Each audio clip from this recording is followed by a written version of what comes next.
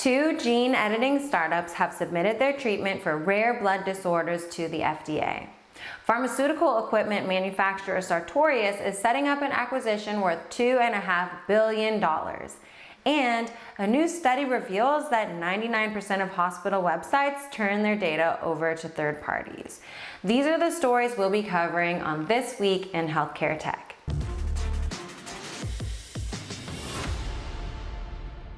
Hello, and welcome to This Week in Healthcare Tech, where every week we bring you the hardest hitting news from the intersection of healthcare and technology. First up, genetic medicine is a promising area of research that has been receiving attention in recent years owing to the fact that so many ailments stem from genetic abnormalities. Last week, the FDA received an application for approval of exa-cel, a treatment for sickle cell anemia and beta thalassemia that is based on this research. The treatment was developed in tandem by Vertex Pharmaceuticals and CRISPR Therapeutics. CRISPR has become well known for its groundbreaking approach to gene editing, but exa-cel will be the first marketed medicine to come from its unique technology. But the submission is important for other reasons too, as it will offer insight into how the FDA thinks about genetic medicine and gene editing in particular.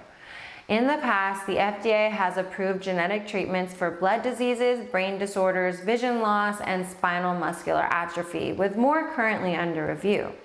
Because the technology is still fairly new, however, many working in the space remain unclear as to how the FDA thinks about gene therapies, and this case could give them more data to work from.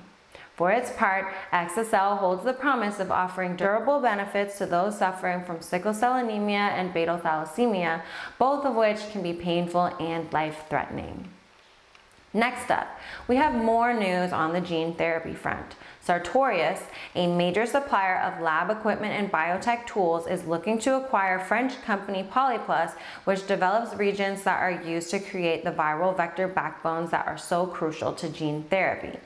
Strategically, this move will position Sartorius to become a crucial part of the ecosystem of labs and companies that work on genetic medicine and cell therapies. The acquisition still has to pass muster with regulators and consultants, but as things stand, it is expected to clear in the third quarter of 2023. If it does, it will continue the recent trend of prominent acquisitions in the biotech industry. Finally, it seems like every other week there's a major story about a data breach. Recently, a study published in Health Affairs looked at 2021 data on the number of hospital websites that include tracking software. Their results were astonishing. Nearly all hospitals they examined, upwards of 99%, have websites with software that transfers data to third parties such as advertisers, technology companies like Alphabet and Meta, and data brokers. Nonprofit hospitals and hospitals in urban areas were most likely to have such software.